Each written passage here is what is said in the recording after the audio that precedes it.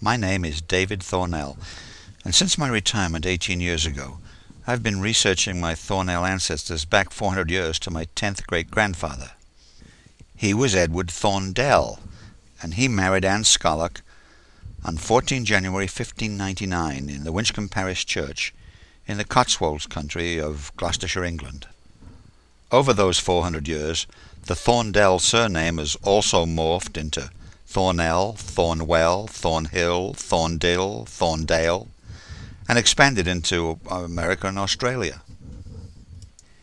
In a series of videos, I will attempt to describe the life and times of each generation of my own Thornell direct lineage, and do the same for those other Thornell surname variants that branched from it.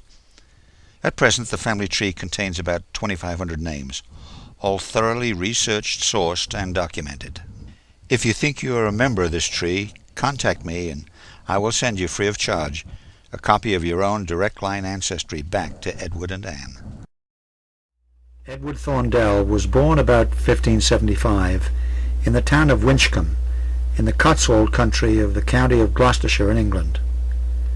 That's as far back as the records take me, but there's evidence that the birth of the Thornell name was some 300 years earlier. Withington is a small but very picturesque village today, but its history goes back over 2,000 years to when Julius Caesar invaded England. The 1299 AD survey of Withington Parish lists 9 families who were tenants of a hamlet named Thorndene. The entries are in Latin, and I quote, Williamus de Thorndene tenet dimidiadum vegatum, which basically means that William of Thorndene is a tenant of 15 acres. The 1327 subsidy roll shows that Thornden appears as a surname in Withington Parish. I've plotted on a map the locations of Thorndell entries in parish records, that's births, deaths, or marriages, in the 1600s, and those are the numbers that are in green, and the 1700s, and those are the numbers that are in reds. And I think you can see that they're clustered in a 10-mile arc north of Thorndale Farm in Withington Parish. If you take the old Roman road north out of Withington for about a mile, you'll see the farm up on your left. The present farmhouse is about 200 years old and was built over the foundations of a building that had existed there earlier. Just below the farm, a steep-sided gully begins, at the bottom of which is a spring. The soil is so poor in the gully that all that grows there is scrub grass, thistles, and hawthorn trees. When we visited there in 1997, the owner of the farm told us that the gully had always been that way. He also told us that several years previously, a group of county archaeologists had examined the gully for evidence of a hamlet once known as Thorndene, and recorded indentations in the ground of the outline of the foundations of several buildings. An old large-scale map shows a hamlet named Thorndene at that location.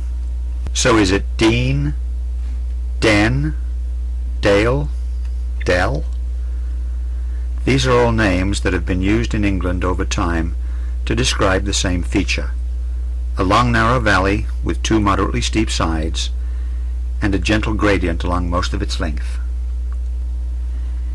It is exciting to me to think that my surname had its birth in that small medieval community about 700 years ago. The earliest person that I can directly trace my Thornell ancestry to is Edward Thorndell, who was born about 1575 and was married in Winchcombe, Gloucestershire, England, in 1599.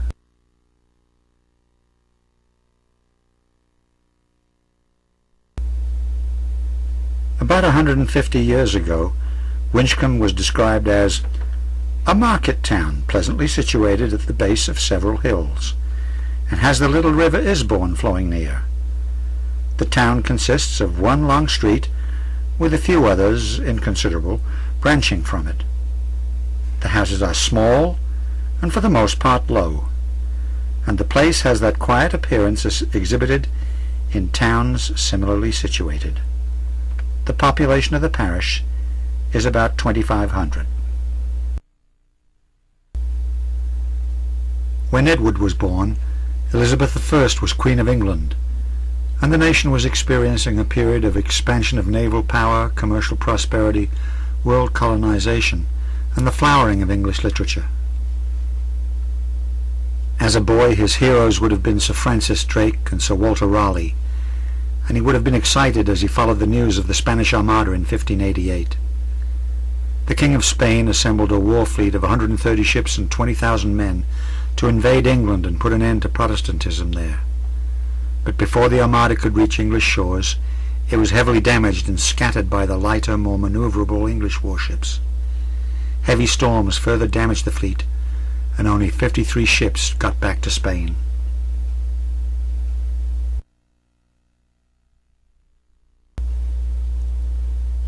William Shakespeare began his career as a playwright in London in 1592, but Edward was probably not aware of Shakespeare until many years later. He would undoubtedly have remembered 1592 as the year that Queen Elizabeth I visited Winchcombe and stayed at nearby Sudeley Castle. Speeches and holiday clothes were prepared, dogs and bears trained, mummers rehearsed, colours were hoisted, and nobility and gentry from far and near assembled. Edward and his family would have been excited to see their queen, and ready to participate in the largesse which was then the custom to distribute in the form of free roasted oxen and barrels of beer.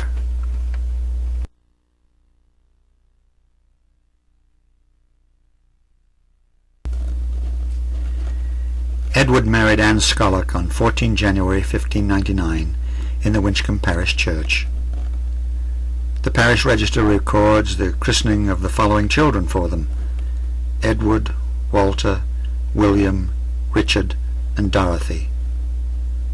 My direct ancestral line runs through Richard.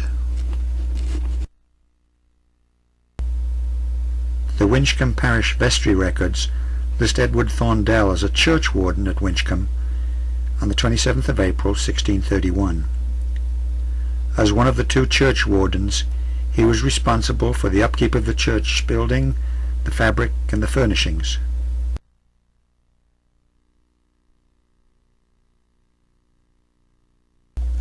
He managed the parish finances, monitored clerical and lay behaviour, and maintained accurate records of births, deaths, and marriages.